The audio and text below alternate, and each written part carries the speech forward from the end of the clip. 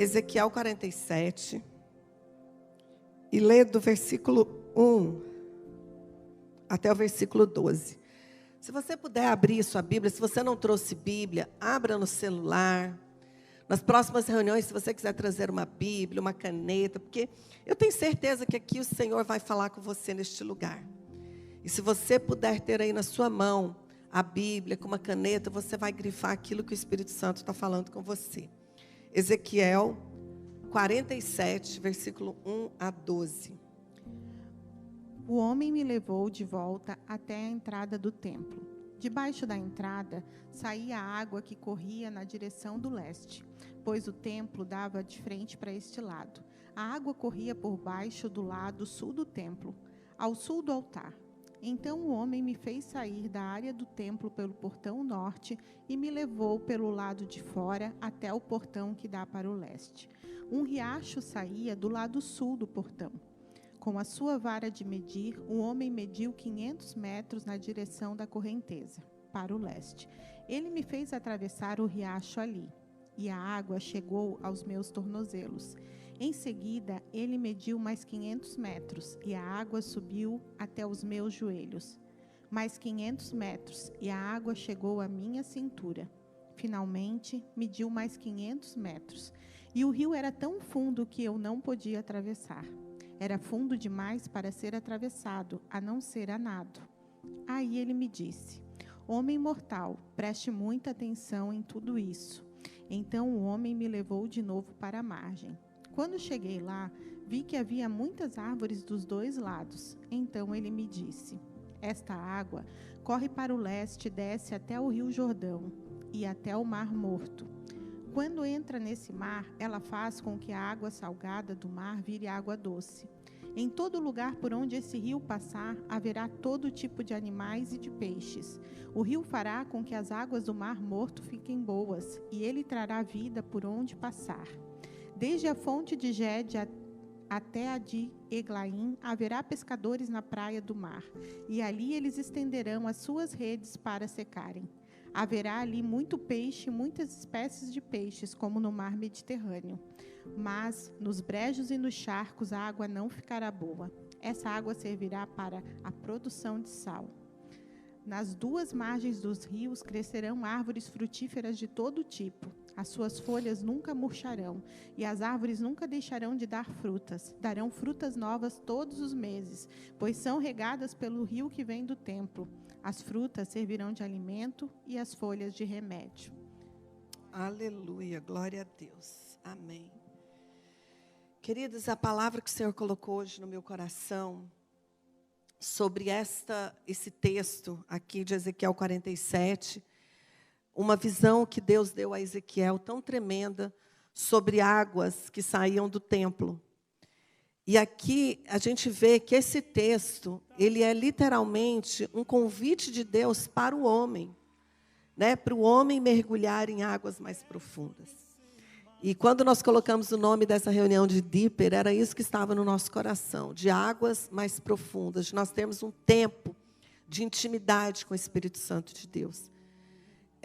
Ezequiel, ele começa a ter essa visão, e eu não quero falar aqui da parte histórica, né, de como era, porque ali tinha o templo, e do templo saíam, a história, né, os historiadores dizem que saíam alguns ductos de água que eram jorrados para limpar, por exemplo, a sujeira do pátio, porque antes de entrar no templo tinha o pátio onde eram feitos os sacrifícios. Né, ali, antes dos sacerdotes entrarem para dentro do templo, era necessário fazer ali os sacrifícios, e era muita sujeira por causa do sangue dos animais e tudo aquilo. E essas águas, elas saíam do templo e elas corriam para poder trazer uma limpeza, para tirar toda a impureza. Então, tinha alguns objetivos e algumas funções na parte real, né, do que acontecia na época. Mas nós não estamos falando dessa função, porque hoje a Bíblia diz que nós somos o templo do Espírito Santo de Deus, né? Mas nós entendemos que esta visão, trazendo para os nossos dias atuais, ela é um convite para uma vida de intimidade com Deus, para uma vida de águas mais profundas. E a primeira coisa que nós entendemos aqui, a Bíblia diz que essas águas, elas saíam do templo. E o templo, ele significa o quê? A presença de Deus. De onde saem as águas, as quais o Senhor quer que nós venhamos a mergulhar? Do templo, da presença de Deus, da presença. E hoje, quando nós nos reunimos como igreja, também aqui num local físico, isso também representa a presença de Deus. Quando você sai da sua casa numa quinta-feira à tarde, quando você vem para um lugar físico para buscar a presença de Deus, você está literalmente indo ao templo, de onde fluem as águas. Então, tudo começa no altar de Deus. Tudo começa na presença de Deus. Tudo começa no templo, no lugar onde Deus está presente. Eu sei que Ele está aqui presente dentro de nós. Eu sei que espiritualmente falando, nós somos o templo do Espírito Santo de Deus. Mas estar aqui num lugar onde nós chamamos de igreja, onde nós nos reunimos como igreja, nós somos parte do corpo de Cristo, vir a este lugar. Eu já contei aqui algumas vezes experiências que eu tive, de situações que eu passei dentro do meu lar, que eu fui para a igreja. Eu ia no horário que a igreja estava fechada, que só estavam os funcionários lá limpando, eu ia e eu me prostrava no altar. E ali eu alcancei muitas bênçãos. E até hoje, de tempo em tempo, a gente faz propósitos, eu e o pastor José, às vezes a gente vem na madrugada, a gente abre e vem orar. A gente não poderia orar em casa? Poderíamos orar em casa. Mas nós decidimos vir aqui, porque nós entendemos que quando você dá um passo de sair do seu conforto, você dá um passo de sair da sua casa e você vem até o templo, até a presença do Senhor neste lugar, isso faz diferença. Uma atitude nossa dessa já é mostrando para Deus o quanto nós queremos a bênção dele nas nossas vidas. O quanto a bênção dele, obrigada, é importante para nós. Então nós já estamos dando um passo, né? E a Bíblia diz que essas águas, elas saíam então ali do templo. E Ezequiel, o profeta, vendo tudo aquilo, visualizando, tendo aquela visão, ele pegou um cordel de medir, né? Uma corda que eles usavam para medir algumas coisas, e ele começou a medir a profundidade das águas. Olha que interessante. Engraçado que domingo nós falamos que Deus, quando entra na nossa casa, ele analisa a profundidade das feridas, das lepras, das manchas, né? E aqui Ezequiel é levado pelo Espírito Santo de Deus a medir a profundidade dessas águas. E aonde essas águas elas estavam chegando. E a primeira coisa que ele vê, num primeiro momento, ele vê que essas águas elas chegavam nos tornozelos. Ali era a primeira parte que chegava essas águas, nos tornozelos. E a água chegar no tornozelo, para nós, pode significar o descanso de Deus sobre as nossas vidas. Porque na Bíblia, né, em toda a história bíblica, nós vemos que o povo caminhava a pé, né? Naquela época não tinha carro, não tinha avião, só os reis e faraós tinham carruagens, o povo caminhava a pé. E quando eles chegavam na casa de alguém, onde eles iam fazer uma visita, tudo aquilo, o que acontecia? Vinha ali então uma bacia, alguém pegava uma bacia e lavava os pés daquela pessoa para tirar o pó, para tirar a sujeira da estrada, para trazer alívio da caminhada, para trazer alívio da jornada. Então, as águas dos tornozelos é a água, a bênção de Deus, o fluir de Deus, no primeiro momento na nossa vida, trazendo o quê? Alívio. Tirando de nós o quê? O cansaço da jornada. Quem aqui não cansa da jornada, gente? Alguma vez você já cansou da jornada? E não só de coisas muito relevantes, às vezes de coisas simples. Eu sempre gostei de cozinhar. E quando os meninos estavam em casa, estudavam e tudo, a maior parte do tempo que eu morei no Brasil, eu tive funcionário. E mesmo quando elas cozinhavam, eu ia de manhã para a igreja e eu dizia, olha, deixa isso e isso preparado, ou pica essa carne, faz isso. E eu gostava de chegar e cozinhar. Sempre gostei. Sempre eu finalizava a comida e tudo. E eu fui muito constante nisso a vida toda, e sempre sentar na mesa com os filhos e tudo. Até que eles, né, o Mateus saiu de casa para estudar, nós mudamos para os Estados Unidos, depois Jéssica casou, tudo aquilo. E eu fui parando. Mas engraçado que na época que eu... pastora, você não cozinha para o seu marido? Cozinho, gente. Mas é que hoje a gente tem uma vida de ninho vazio, então a gente come onde dá na cabeça. Quer ir ao restaurante? Vamos, não importa se é segunda, terça, quarta, quer comer na rua, come, quer almoçar 3 horas da tarde, almoço. Hoje é nós dois que decide, né? Mas nessa época que eu cozinhava, tinha época, gente, que eu ficava cansada de ir no mercado. Meu Deus, parece que é uma coisa sem fim. Não é? Você vai no mercado e você... E aí o José, de vez em quando, ele fala para mim, amor, faz pelo aplicativo, compra. José, não é a mesma coisa de você pegar na fruta, pegar na verdura. Eu gosto de comprar o brócolis fresco, eu não gosto dele congelado. Eu gosto de escolher a fruta. Gente, mas até isso a gente cansa. Parece uma besteira. Mas até isso. Se a gente cansa disso, quanto mais a gente não cansa, muitas vezes, de uma rotina de guerra que a gente tem dentro de casa, às vezes, né? Como eu tive momentos na minha vida de guerra com os filhos, de luta por uma cura, luta por isso. Então, nós cansamos. Abacuque, ele faz uma oração, ele diz, Senhor, aviva a tua obra no decorrer dos anos. Porque no decorrer, há uma tradução que diz, aviva no meio dos anos. Porque no meio, querida, no meio da jornada, no meio de um projeto, no meio da maternidade, no meio da adolescência dos filhos, no meio do casamento, no meio do ministério, no meio de uma faculdade, no meio de um trabalho, nós nos cansamos. Nós nunca nos cansamos. E tem dia que, se a gente pudesse, a gente ia literalmente chutar, como que é? O pau da barraca. Né? A gente ia chutar o pau da barraca. E a gente ia parar de fazer tantas coisas. Mas aí a gente faz o quê? A gente respira e a gente tem o refrigério de Deus, porque Deus, ele vem com essa água, bate no tornozelo as águas, tira o cansaço da jornada. Parece que a água bate no pé, refresca, não refresca?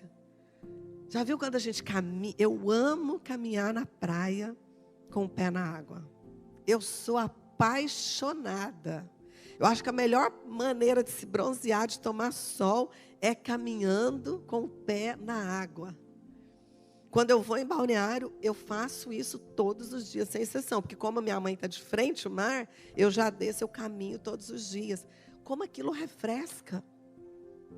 E essas águas que elas fluem do altar, que elas fluem do templo, elas fazem isso com as nossas vidas.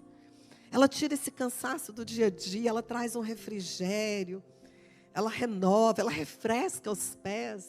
Ai, que gostoso! Naquele dia quente, que você está com tênis, que alguma coisa, você tira o pé, o tênis assim, você põe na piscina, ou você põe assim na água do mar, ou você entra no chuveiro e molha o pé. Ai, que delícia, numa bacia. Não é? Então, esse é um nível de profundidade que até mesmo o descrente, até mesmo a pessoa que está longe de Deus, ela muitas vezes experimenta esse nível de profundidade das águas, de bater nos tornozelos, de ir ali e tirar aquele cansaço do meio da jornada.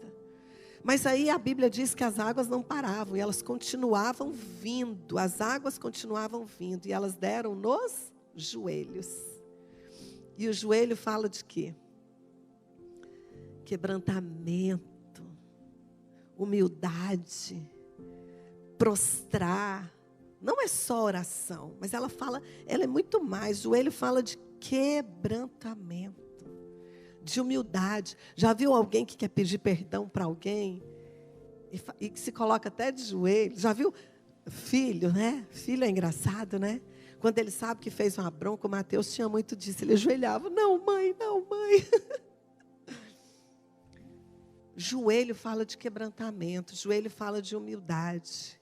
E esse é um segundo nível. É interessante que esse texto ele vai falando de níveis de profundidade das águas que nós vamos tendo. Só que esses níveis, eles só acontecem quando existe uma busca individual. Eu não posso buscar pela Giane. A Luana não pode buscar por mim. Eu não posso buscar pela Camila. Isso é algo muito particular, muito individual. É eu que tenho que buscar esses níveis de intimidade. E esse é o segundo nível que Deus quer. O nível do quebrantamento. É aquele nível onde nós entendemos realmente que a bênção de Deus para a nossa vida não é só para nos tirar do cansaço, das lutas do dia, para nos livrar das lutas do dia a dia. Mas eu preciso entender que eu sou dependente dEle. Eu preciso ir para esse nível de águas no joelho, que eu creio que é o nível que todas nós já estamos. O dia que nós aceitamos a Jesus como nosso Senhor e Salvador, a gente entrou para esse nível da água nos joelhos. Porque talvez antes da gente entregar a vida para Jesus, algumas visitas à igreja, algumas coisas que a gente ouviu de alguém que fala da palavra, a gente já tinha sentido as águas no tornozelo. Mas o dia que você se entrega, que você se quebranta, que você se humilha perante o Senhor e que você reconhece que você depende dEle para tudo, é o nível das águas no joelho. Que eu creio que todas nós temos as águas no joelho. Só que as águas continuaram e elas eram muitas, então elas foram subindo e elas chegaram nos ombros. E o ombro aqui fala de cobertura.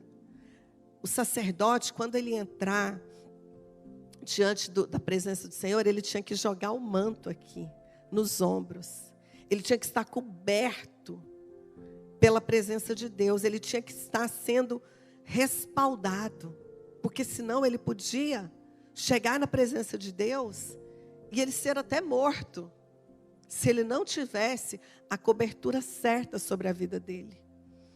Então, as águas nos ombros é quando eu aceito, de fato, que Deus é cobertura na minha vida. Quando eu entendo, porque você pode estar na igreja com águas no joelho, mas você ainda não ter o entendimento da água nos ombros. O que é ter a cobertura de Deus sobre a sua vida em tudo. Gente, é em tudo. Ter cobertura de Deus nas nossas vidas é em tudo. Nós precisamos entender que nós temos que estar debaixo da sombra do Altíssimo. Que nós precisamos estar debaixo da cobertura do Senhor. Que Deus, Ele precisa ser a nossa cobertura. As águas precisam estar nos nossos ombros. E eu preciso entender que não é que você vai virar uma crente fanática, mas é quase isso. É quase isso. É você entender que você não faz nada sem a cobertura de Deus sobre a sua vida. Que não é só sobre uma área da sua vida, mas é sobre todas as áreas. Você tem que 100% pegar tudo o que está relacionado à sua vida e colocar debaixo da cobertura dEle, debaixo da unção dEle, para que isso possa realmente te cobrir de graça, de favor, de unção, para que você alcance a misericórdia dEle sobre a sua vida. E depois, a última coisa, a Bíblia diz que as águas foram tantas, que elas cobriu o corpo inteiro. E foi quando não tinha mais como sair das águas, estavam literalmente mergulhados. E essas águas, quando nós chegamos nesse nível de águas profundas, onde nós mergulhamos nessas águas, é um nível de entrega tão grande e de intimidade tão grande que nós não conseguimos mais viver uma vida normal. Nós não vivemos mais uma vida de cristãos comuns. Nós não vivemos mais uma vida de cristãos normais. Porque o normal de um cristão seria mergulhar nas águas profundas. Mas, infelizmente, eu posso dizer que eu acho que nem 90% dos cristãos vivem águas profundas. Nós precisamos ter intimidade com Deus em águas profundas. É quando o Espírito Santo fala com você face a face. É quando você tem experiências sobrenaturais com Deus. É quando você tem experiências que vai além da sua imaginação. Sabe aquela experiência que eu contei ontem aqui? Eu não sei quantas estavam, mas que eu contei que eu e o José, nós estávamos no hotel com os nossos filhos. E eles ali, a Jéssica com 5 para 6 anos, o Mateus com 8 anos de idade. E nós fomos para a sacada do hotel. E nós começamos a adorar juntamente com eles.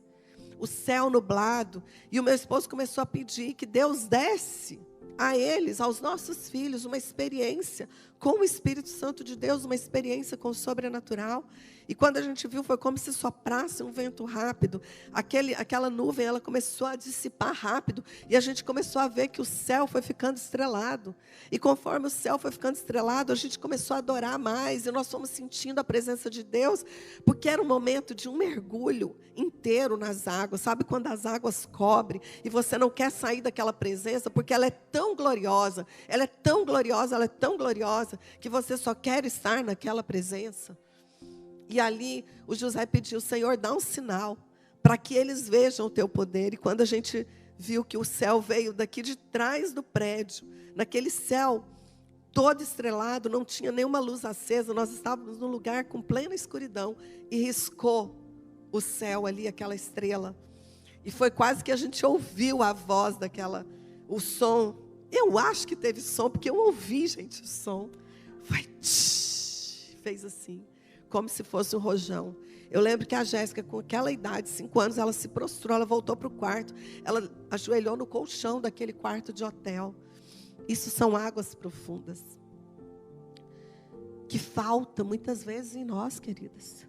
Quantas vezes nós estamos correndo num ativismo, fazendo as coisas, achando que nós somos bons cristãos, porque a gente faz tantas coisas para Deus, mas nos falta irmos em águas profundas. Depois que essas águas, elas chegaram nesse nível de profundidade, que cobriu por inteiro ali o corpo, a Bíblia diz que essas águas, elas escorreram até o Mar Morto. E eu não sei se você sabe, mas o Mar Morto, ele não é literalmente um mar. Ele é uma lagoa de sal. E a quantidade de sal que existe no Mar Morto, ela é tão grande que não é possível ter vida no mar. Eu já tive a oportunidade de estar no Mar Morto.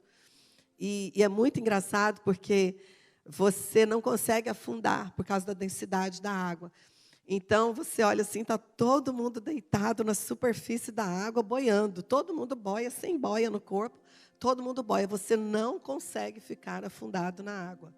Você tenta pôr o pé, mas o seu corpo vai voltar e você vai boiar. E não existe vida, não existe peixes no Mar Morto, porque a salinidade é tão alta que não existe vida. Mas essa palavra, essa profecia, quando Ezequiel ele está vendo que aquela água, ele foi medindo a profundidade, aquela água chegou nos tornozelos, depois ela chegou nos joelhos, depois ela veio para os ombros, até que ela cobriu por inteiro.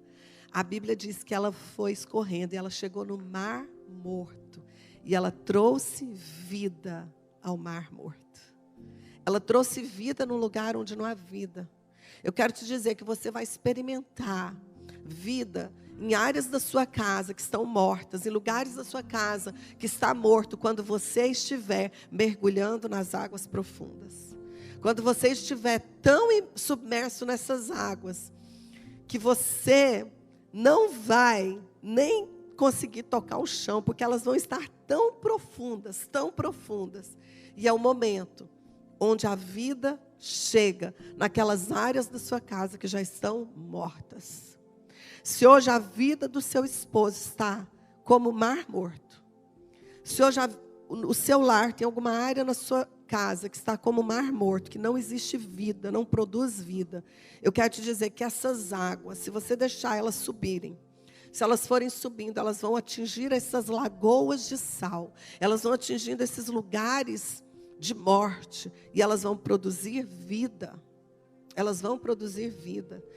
E a Bíblia diz que as árvores que estavam ao redor, as folhas serviam para cura e os frutos para as nações, para produzir mais vida.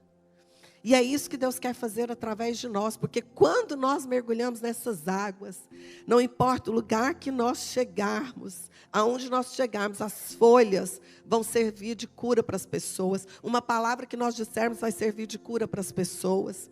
Nós vamos servir de cura para as nações. Nós temos feito essa reunião debaixo de uma palavra do Senhor: pede-me, te darei as nações por herança e os confins da terra por tua possessão. Nós temos clamado ao Senhor por um exército de mulheres salvas, libertas, livres, mas que estejam mergulhando nas águas do Espírito, que conheçam a experiência do sobrenatural, que experimente as profundezas das águas do Espírito Santo de Deus. Por isso nós estamos aqui. Por isso nós tiramos essa hora do dia para a gente vir aqui, para a gente mergulhar nas águas profundas. Essa é a palavra de Deus para nós hoje. Hoje, se o profeta pegasse o cordão de medir e começasse a medir as águas sobre a sua vida, aonde ele as encontraria? No tornozelo? Ou apenas no joelho? Porque você já rendeu sua vida a Jesus, você já fez uma entrega. Ou ela está no ombro, você tem tido Deus realmente como cobertura de sua vida? Ou você já está nesse processo, nesse nível de vida cristã? Quando eu falo nível de vida cristã, não estou querendo dizer que um é melhor do que o outro, não. Porque não é por nossa sabedoria, não é pelo nosso conhecimento e nem pelas nossas obras, queridos. É pela graça de Deus. Mas é um nível que quando a gente chega lá, a gente recebe o favor e a graça de Deus sobre nós. Amém?